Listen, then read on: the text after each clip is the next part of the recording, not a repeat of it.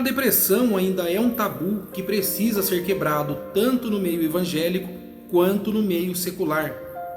Quem tem não fala sobre o assunto, não pede ajuda, fica reclusa no seu canto sem saber o que está acontecendo, porque nem ela mesma sabe que está com depressão, e é aí que corre o maior perigo, pois atualmente a depressão é uma das causas crescentes que leva a pessoa a tirar a própria vida. Quantas e quantas pessoas nós não vemos na internet aí todos os dias que leva a si mesma a um buraco profundo, acaba sua própria existência com a própria mão e faz algumas postagens dizendo que estava com depressão, outras deixam cartas de despedida explicando o porquê disso e o porquê daquilo, mas tudo se resume nessa doença que até hoje a ciência não encontrou uma cura efetiva para esse mal que tem levado tanta gente a um poço profundo sem saída. Isso é o pior. Falando de depressão, poucas pessoas sabiam sobre a cantora Sara Farias. A gente via ela nas redes sociais fazendo postagens de suas agendas, muitas vezes sorrindo, porque eu procurei algumas fotos dela chorando, entristecida pelo menos. Não há uma foto de Sara Farias na internet onde ela aparece com o rosto entristecido. Isso remete à ideia de que é um sorriso de palhaço, pois o palhaço muitas vezes por dentro sofre, mas é obrigado a sorrir para manter uma plateia feliz. Então esse foi o caso de Sara Farias. Ela estava sorrindo por dentro para manter a sua plateia feliz, para fazer acreditar que estava tudo bem, quando na verdade a situação estava muito crítica. Tudo isso aconteceu em 2020, quando ela perdeu a segunda filha dela, chamada Aurora Lavigne. Vocês se lembram? Como ela ficou depois da morte da garota? Ela desapareceu das redes sociais. Quem estava fazendo postagem nas redes sociais dela era outra pessoa, pois ela contou em testemunho que nesta situação ela não tinha coragem sequer de levar o filho para a escola, que estudava a menos de 100 metros da residência. Inclusive ela conta que a filha dela mais velha foi meio que deixado de lado por conta da tristeza que ela sofria e pediu ajuda ao marido para cuidar da filha, pois ela estava impossibilitada. Ela passou por isso aqui, de também dar finite à sua própria existência, porque em determinado momento ela fala que ela levantava pior do que havia ido dormir, justamente porque tinha acordado. Esse é basicamente o pensamento de um depressivo. Embora ela não tenha usado essas palavras depressão, mas ela estava depressiva. Então muitas pessoas acabam achando outras palavras para relacionar aquilo que acontece no interior.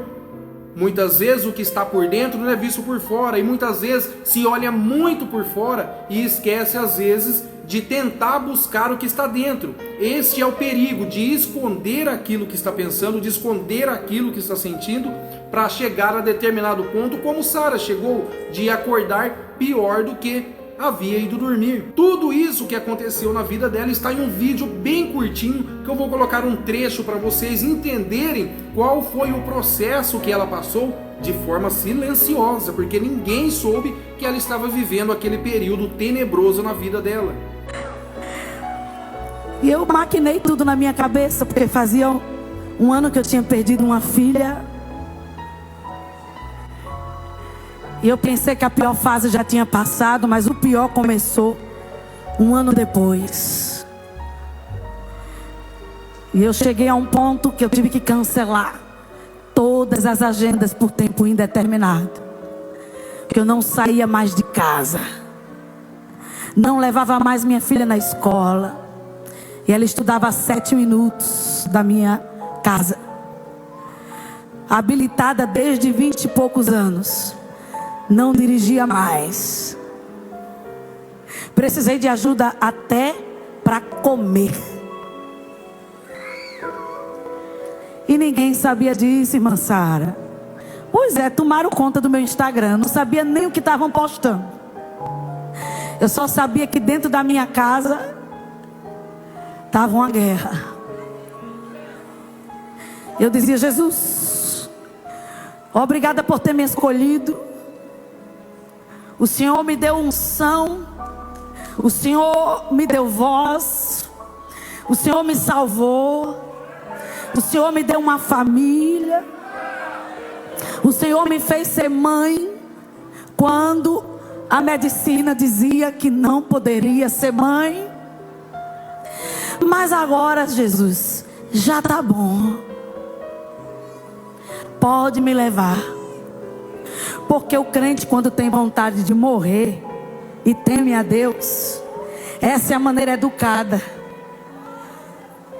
dele pedir para morrer. Ele diz: Jesus, me leva. Aí toda noite eu dormia, Bispa Vanessa, e eu me despedia da vida. Eu dizia: cuida do meu esposo, cuida da minha filha, que eu não consigo mais cuidar. E levanta alguém para fazer na tua casa o que eu fazia. Porque a tua palavra diz que até das pedras o Senhor levanta filhos de Abraão. O Senhor não precisa de mim para nada. E eu dormia achando que eu ia morrer dormindo. Quando eu acordava viva, eu tinha uma frustração. Para você pode não fazer sentido, mas tem muita gente que está entendendo tudo. Eu tinha uma crise horrível pela manhã, porque eu tinha acordado viva. E o tempo passava, ainda era 9 horas. O tempo passava, uma eternidade, ainda era 10 horas. Que luta. Uma luta, não conseguia mais me ouvir cantar, pregar. Não conseguia ouvir nada, assistir nada. Luta. E naquele ano eu concorri ao Grammy Latino. Melhor álbum de música cristã em língua portuguesa. Lá em Las Vegas. O maior prêmio da música mundial. E a gravadora, as amigas, as intercessoras, os médicos, o marido, a mãe, os irmãos, os pastores, fizeram de tudo. Mas no dia da premiação, eu não consegui sair de casa para ir para Las Vegas. Naquela semana, foi a semana mais terrível da minha vida. Porque eu disse: agora, a Sara Farias já era. Quem trouxe a minha medalha foi o Anderson Freire. E teve um dia que foi tão terrível que eu não ficava parada dentro de casa. Eu fui bater na porta da minha vizinha, porque apesar de ser uma grande empresária, era mulher de monte.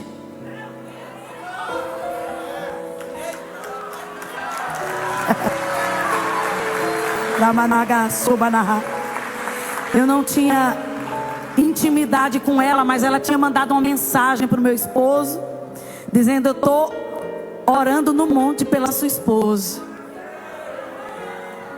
Eu disse: então aquela mulher vai me ajudar para viver esse dia. Se Deus me ajudar só a viver esse dia, já é muita coisa. Aí eu fui bater na porta da casa dela. Quando ela olhou para mim, ela disse: a gente vai para o monte. Fazia mais de 10 anos, apóstolo, que eu não ia para o monte, bispa. Eu disse: eu não estou aguentando nem sair de casa. Como é que eu vou subir um monte? Ela disse: vai sem aguentar, mas vai. Porque crente que tem altar, irmã, ele tem uma autoridade que o que ninguém consegue, ele consegue sem fazer esforço. Ela pegou a chave do carro, pegou na minha mão. Até hoje eu não sei como foi que eu subi aquele monte. E lá a bichinha orou. e eu não reagia, você não ia acreditar que era Sara Farias. Eu não dava glória, eu não cantava no monte, eu não falava línguas estranhas. Eu fiquei assim, embaixo de uma árvore, e a bichinha orando, e ela orava e dizia: Jesus, entra na estrutura da Sara, porque ela é muito importante pra gente. Fala para alguém que está perto de você e diga: você é muito importante para alguém. Deus vai entrar na peleja, porque alguém está implorando para Deus entrar nessa guerra. Você está pedindo para morrer, mas alguém movido pelo Espírito Santo está orando para Deus entrar na peleja. Aleluia. Eu não reagi nada. Aí ela começou: Tu és soberano sobre a terra, sobre os céus, Tu és Senhor absoluto.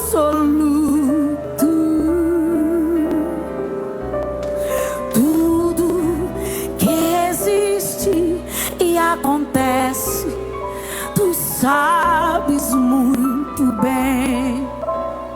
Tu és tremendo,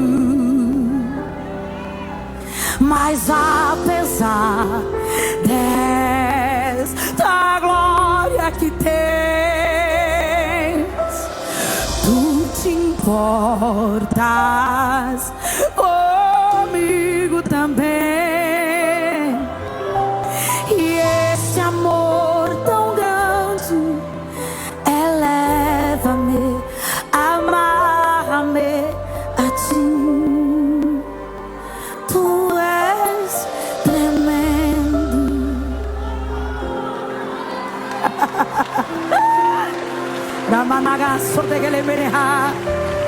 Aleluia. Eu comecei a andar, comecei a reagir. Toca aí no ombro desse crente, toca no ombro dessa crente, mulher de Deus. Aleluia. E diga: alguém vai começar a reagir, porque Ele é soberano.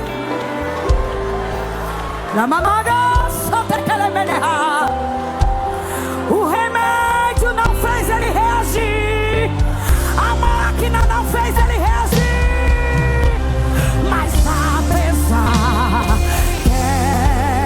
da glória que tens, Tu te importas comigo também. E este amor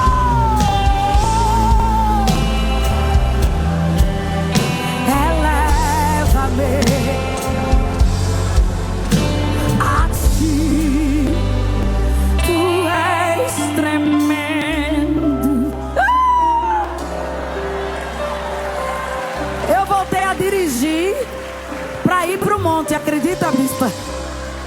No outro dia a irmã era muito ocupada, não tinha ninguém para me levar. Eu peguei a chave e fui dirigindo para o monte.